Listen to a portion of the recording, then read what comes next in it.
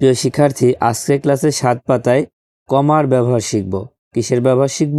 কমার ব্যবহার। দেখো, আমরা সহজে বড় সংখ্যা কিভাবে গণনা করতে পারি। তো এই ছেলেটা বলছে, বড় কোনো সংখ্যা গণনা করতে আমরা প্রায় সমস্যার সম্মুখীন হই।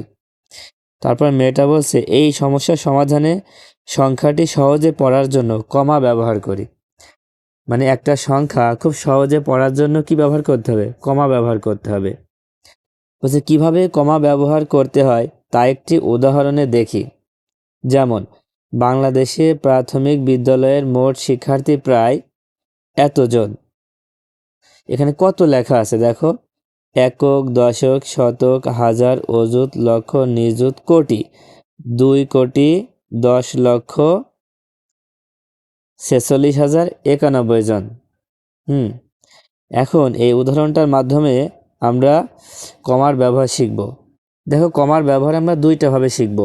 একটা হচ্ছে দেশীয় রীতিতে কমার ব্যবহার, একটা হচ্ছে আন্তর্জাতিক রীতিতে কমার ব্যবহার। দেখো, এই সংখ্যাটাই কিন্তু এখানে লেখা হয়েছে। এখানে যে সংখ্যা আছে এই সংখ্যাটা এখানে লেখা হয়েছে। তো লেখার পরে দেশীয় রীতিতে কমা ব্যবহার করতে হয় কিভাবে? দেখো, প্রথমে ডান দিক থেকে 3টার আগে কমা দিতে হবে। 1, 2, 3, 3টার আগে কমা দিতে হবে। তারপরে 2টার আগে, তারপরে 2টার আগে। তাহলে প্রথমে আমরা 3টা অঙ্কের আগে কমা বসাবো, তারপরে 2টা অঙ্কের আগে, তারপরে 2টা অঙ্কের আগে। আমরা মনে রাখবো 3, 2, 2। এবার আন্তর্জাতিক রীতিতে কমার ব্যবহার খুব সহজ, কারণ এখানে সবসময় 3টা অঙ্কের আগে কমা বসাতে হয়। দেখো, 1, 2, 3, 3টা অঙ্কের আগে, 1, 2, 3, 3টা অঙ্কের আগে। তার মানে আন্তর্জাতিক রীতিতে করতে হলে সবসময়ের জন্য 3টা অঙ্কের আগে আমাদের কমা বসাতে হবে। আর দেশীয় রীতিতে যদি কমা ব্যবহার করতে হয় তাহলে প্রথমে 3টা অঙ্ক, তারপর 2টা অঙ্ক, তারপর 2টা অঙ্ক।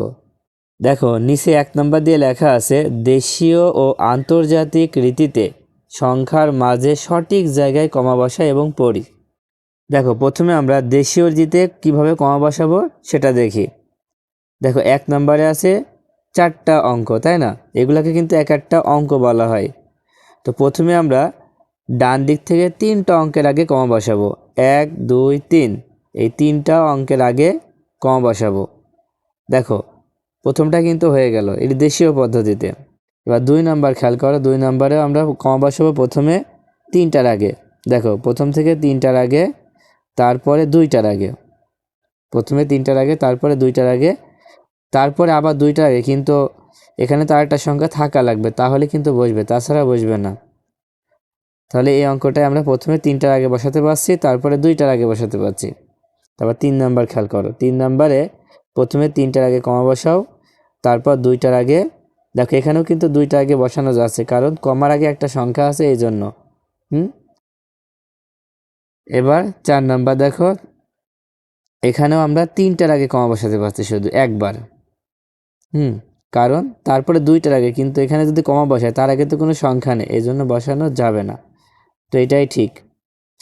দেশীয় রীতিতে আমরা কমা বসিয়ে ফেললাম। এবার আন্তর্জাতিক রীতিতে কমা বসাবো। দেখো, আন্তর্জাতিক রীতিতে কমা বসানোর নিয়ম হচ্ছে সবসময় 3টা অঙ্কের আগে। তো এখানে মোট 4টা অঙ্ক আছে, তাহলে প্রথম থেকে 3টা অঙ্কের আগে কমা বসিয়ে দিলাম। দেখো, 1 নম্বর হয়ে গেল। 2 নম্বরে ঠিক এখানেও একইভাবে প্রথমে 3টার আগে, আবার 3টা অঙ্কের আগে। দেখো, আন্তর্জাতিক মানে সবসময় 3 মনে রাখবা। এবার 3 নম্বরে এখানেও যদি আমরা কমা বসাই তাহলে এখানেও 3টা অঙ্কের আগে, এখানেও 3টা অঙ্কের আগে। 4 নম্বরে এখানে যদি আমরা 3টা অঙ্কের আগে কমা দিই তাহলে দেখো, আর 2 নম্বর কমাটা দেওয়া লাগছে না, কারণ এখানে 2টা সংখ্যা আছে, তাহলে তো দেওয়া লাগছে না। তো আশা করি কিভাবে কমা ব্যবহার করতে হয় তোমরা বুঝতে পেরেছো।